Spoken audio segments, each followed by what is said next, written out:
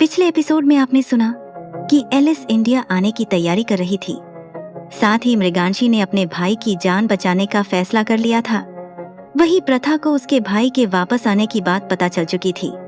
अब आगे जहां सूर्यवंशी हवेली ने टेंशन का माहौल था, वही कोई था जिसकी दस्तक मृगांशी की लाइफ में होने वाली थी। अब सुबह हो चुकी थी। चित्रा के अपार्टमेंट में दोनों लड़कियों की नींदें उड़ी हुई थी।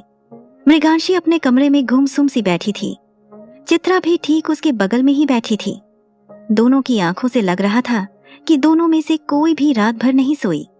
वही मृगांशी की आंखें काफी लाल और सूजी हुई थी, क्योंकि अपने भाई और खुद की बेबसी देखकर मृगांशी रात भर रोती रही। तभी चित्रा उसके कंधे पर हाथ रख धीरे से बोली, मृगा, एक बार और सोच लो, क्योंकि तुम्हारा ये फैसला सब कुछ बर्बाद भी कर सकता है। उसकी बात सुन मृगांशी की आंखों से आंसू के झरने बहने लगे। वो चित्रा को देख रोते हुए बोली, अब इसमें और क्या सोचूं चित्रा? तुझे कोई और रास्ता दिख रहा है इस मुसीबत से बचने का? इतना बोल वो चित्रा को आंसू से भरी नजरों से देखने लगी। उसकी बात सुन चित्रा कुछ सोचते हुए बोली, अगर हम अपने भाई को किसी और हॉस्पिटल में एडमिट करा दे तब तो सब ठीक हो जाएगा ना, और तुझे ये बिना मर्जी की शादी भी नहीं करनी पड़ेगी। इतना बोल चित्रा मृगांशी को अपनी आस भरी नजरों से देखने लगी। वही चित्रा की बात सुन मृगांशी दर्द से बोली, तुम्हें क्या लगता है चित्रा, हम अगर अपने भाई को दूसरे हॉस्पिटल में एडमिट कर देंगे तो उस आदमी से बच जाएंगे?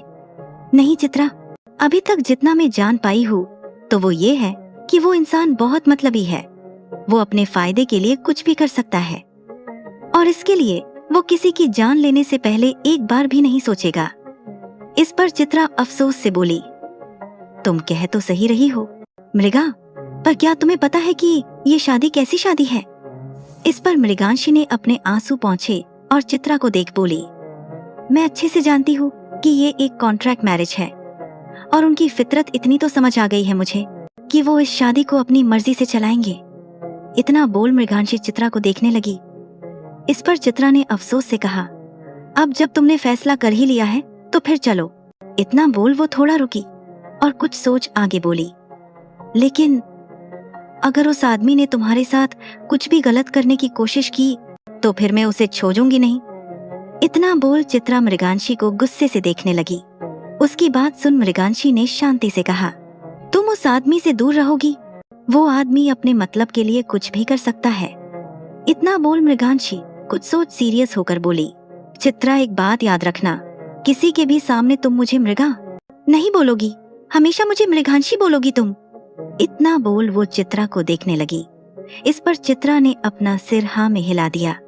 वही दूसरी तरफ ब्लू डायमंड पैलेस में प्रत्युष अपने कमरे के मास्टर बेड पर बैठा अपने लैपटॉप में अपनी उंगलियां बहुत तेजी से चला रहा था। वो पूरी तरह अपने ऑफिस के काम में डूबा हुआ था। तभी उसके कमरे का डोर नॉक हुआ, पर प्रत्युष को इसकी खबर भी नहीं हुई। अंदर से कोई आवाज आती ना सुन मृदुल ने फिर से दरवाजा खटखटाने की जहमत नहीं उठाई और धड़धड़ाते हुए गेट खोलकर अंदर आ गया। अचानक किसी के अंदर आ जाने से प्रत्युष के एक्सप्रेशन डार्क हो गए। तभी उसने अपनी नजर लैपटॉप पर से हटाकर मृदुल को देखा। वही मृदुल जो रात को घर वापस आने के बाद ही प्रत्युष से बात करना चाहता था, क्योंकि डेविड ने उसे वेयरहाउस में होने वाली सारी बातें बता दी थी। लेकिन इतनी रात हो जाने की वजह से मृदुल ने प्रत्युष से सुबह बात करने का सोच लिया था। इसीलिए वो सुबह सुबह प्रत्युष के कमरे में धड़धड़ाते हुए घुस गया। तभी प्रत्युष की ऐसी नजरें देख मृदुल का गला सूख गया।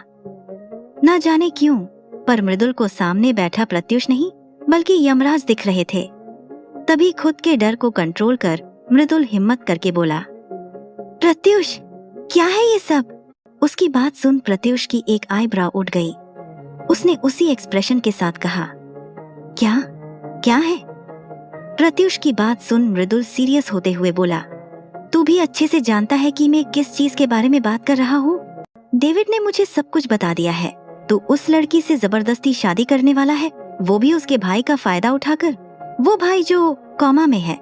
इतना बोल मृदुल प्रत्युष को घूरने लगा। वही मृदुल की बात सुन प्रत्युष ने कैजुअली कहा, तो ये कौन सी बड़ी बात है? तू भूल गया है क्या कि प्रत्युष सूर्यवंशी अपने फायदे के लिए किसी की जान ले भी सकता है और किसी को खुद की जान लेने पर मजबूर भी कर सकता है। इतना बोल प्रत्युष ने अपना लैपटॉप बंद कर दिया और बेड से उठकर मृदुल के सामने आया। मृदुल के सामने पहुंच प्रत्युष अपने उसी रौब में बोला, दूसरों की टेंशन लेने की तुझे कोई जरूरत नहीं है, तू बस मेरी शादी की तैयारी कर। इतना बोल वो आगे बोला, डेविड ने कॉन्ट्रैक्ट बनवा लिया होगा, तू जाकर सब कुछ चेक कर ले और याद रहे कोई गलती नहीं होनी चाहिए।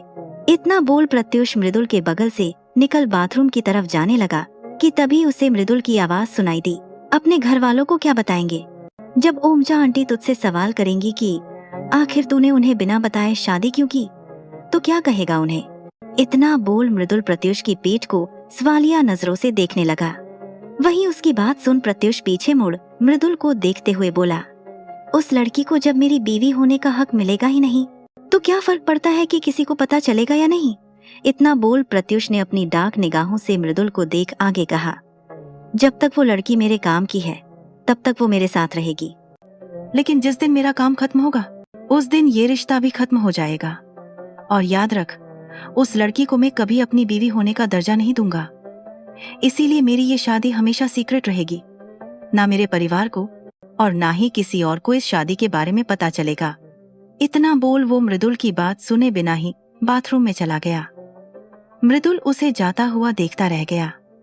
कुछ सोच मृदुल ने अपने मन में कहा, ना जाने अब आगे क्या होगा, आखिर क्या लिखा है तेरे नसीब में। इतना बोल मृदुल वहां से चला गया।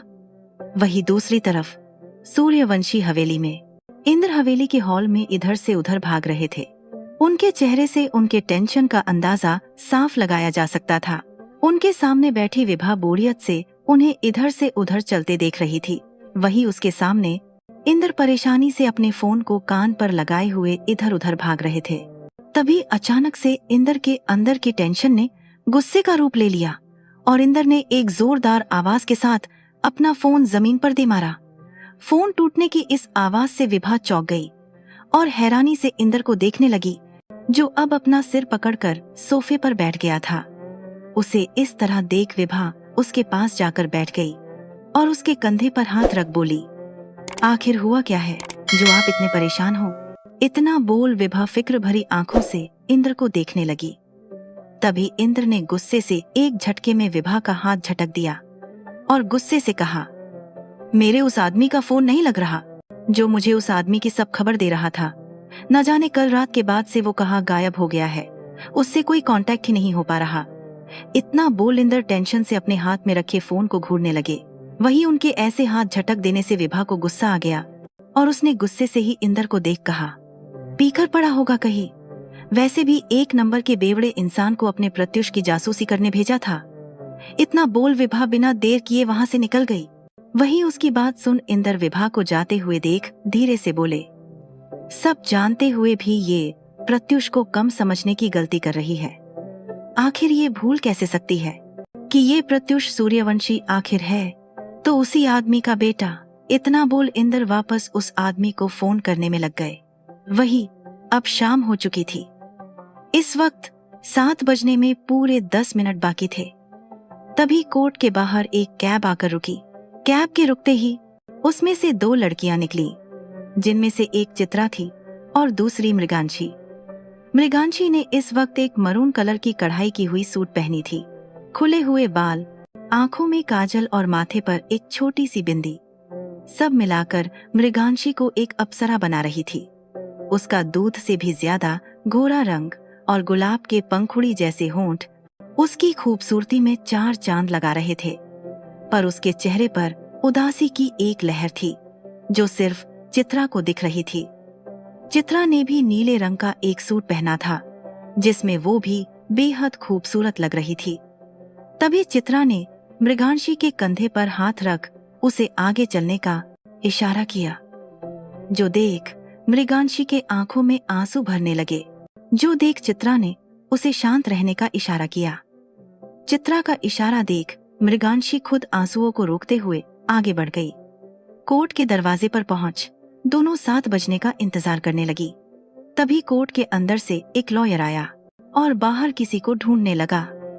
जैसे ही उसकी नजर मृगांशी पर पड़ी तो वो उसके पास गया और जोर से बोला, अरे लेट करने की भी हद होती है मैडम, आपका दुल्हा अंदर इंतजार कर रहा है और आप यहाँ बाहर खड़ी है, जल्दी चलिए अंदर।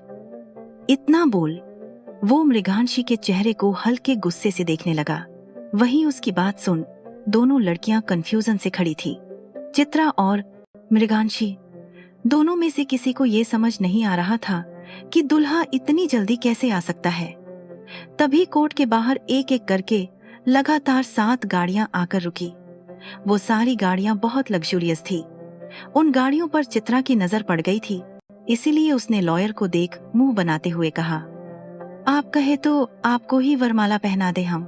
इतना बोल वो गुस्से से आगे बोली, आपके दुल्हे की दुल्हन कोई और है तो जाकर ढूंढिए उसे। इतना बोल वो मृगांशी को उन गाड़ियों की तरफ मोड़कर खड़ी हो गई। पीछे मुड़ते ही इतनी सारी गाड़ियों को देख मृगांशी की आंखें हैरानी से फैल गई। वही चित्रा एक्सप्रेशनलेस चेहरे से ये सब देख रही थी।